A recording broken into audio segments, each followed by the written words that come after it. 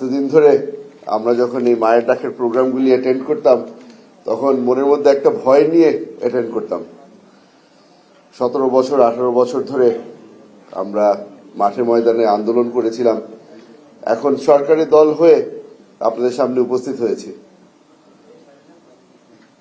আজকে অনেক কিছু বলার আছে, কিন্তু একটা জিনিস দিয়ে শুরু করতে চাই। আপনারা হয়তো মনে কষ্ট নেবেন, কিন্তু আমাকে ক্ষমা করে দেবেন, বলার খুবই জরুরি মনে করি।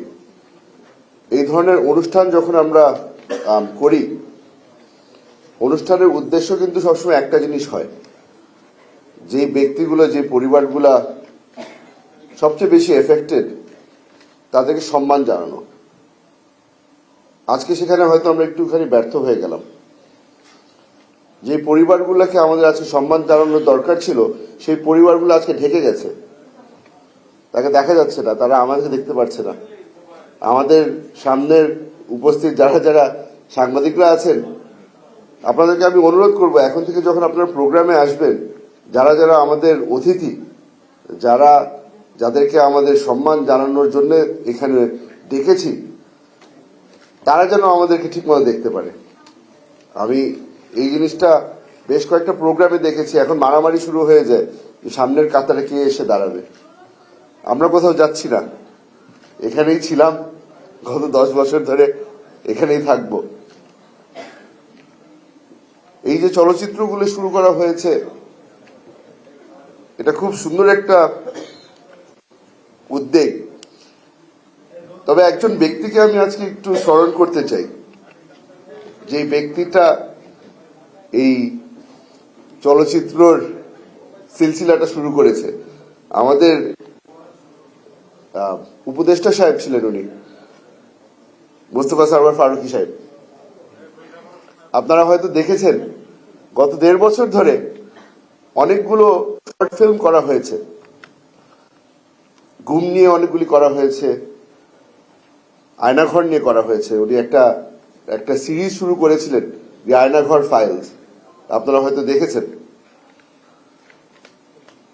আমি আপনাদের এখানে যারা উপস্থিত আছেন, আপনারা যারা এই নতুন জার্নিটা শুরু করছেন, আমি তাদেরকে বলবো যে ফারুকী ভাইয়ের সাথে যোগাযোগ করবেন। কারণ উনি যে কোয়ালিটিটা দেখিয়েছিল, ওই কোয়ালিটি যদি আমরা মেনটেন করতে পারি, ইনশাল্লাহ এখানে যারা উপস্থিত আছেন তাদের সামনের জার্নিটাও সুন্দর হবে। আমরা ইতিহাস যেন ভুলে না যাই। আমাদের খোকন ভাই অনেক বছর যুদ্ধ করেছেন, মাঠের ময়দানে যুদ্ধ করেছেন। কিন্তু আজকে আমার সৌভাগ্য, দুজন ব্যক্তির সামনে আজকে বক্তব্য রাখতে পারছি, যা আসলেও আমার জন্য ব্যক্তিগতভাবে একটা ইন্সপিরেশন হিসেবে কাজ করেছিল। প্রথমে তো হচ্ছে গিয়ে আমাদের মাননীয় মহাসচিব সাহেব, মির্জা ফখরুল ইসলাম আলমগীর সাহেব। আপনারা টিভি পর্দায় অনেকবার দেখেছেন, যখন আমার দলের উপরে সবচেয়ে বেশি নির্যাতন চলছিল, সামনের কাতারে উনি গিয়ে আমাদের জেনারেল হিসাবে উনি আমাদের জন্য লড়াই করেছিলেন। আমাদেরকে উনি ইন্সপায়ার করেছিলেন, যখন এমন একটা সময় কেটেছিল যে আমরা মনে করেছিলাম যে আমরা ধ্বংস হয়ে যাচ্ছি। তার সাথে সাথে আরেকজন ব্যক্তির কথা না বললে হয় না, শহীদুল আলম স্যার। যখন বাংলাদেশ মোড়ে চলে এসেছিল, যে আমরা মনে করেছিলাম যে যেই বিগত সরকার ছিল, যে ফ্যাসিস্ট সরকার ছিল, তারা হয়তো পুরো দেশটাকে কবজা করে ফেলেছে, ইন্টারন্যাশনাল মিডিয়ার কাছে শহীদুল আলম স্যার বাংলাদেশের কথা গিয়ে বলেছিল। এই ব্যক্তিগুলো খালি আমাকে না, পুরো একটা নতুন জেনারেশনকে ইন্সপায়ার করেছিল। এই ইন্সপিরেশনের কারণেই হয়তোবা কিছুটা অবদান রেখেছিল এই জুলাই যোদ্ধাদেরকে ইন্সপায়ার করার পিছনে। ধন্যবাদ জানানোর কাজটা শেষ করলাম। এখন ফিরে আসি এই আয়নাঘর নিয়ে।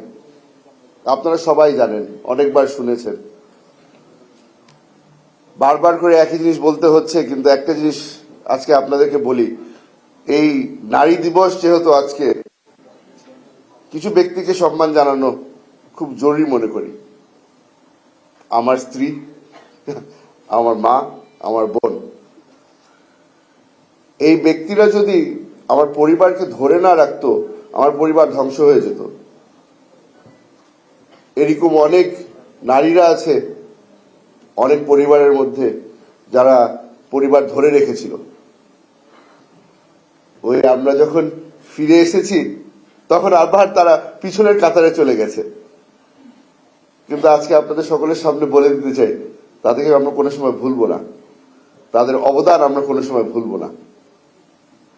আমার এখনো মনে আছে, আমি যেদিন বের হয়ে আসি তখন বাজে প্রায় ভোর 3টা।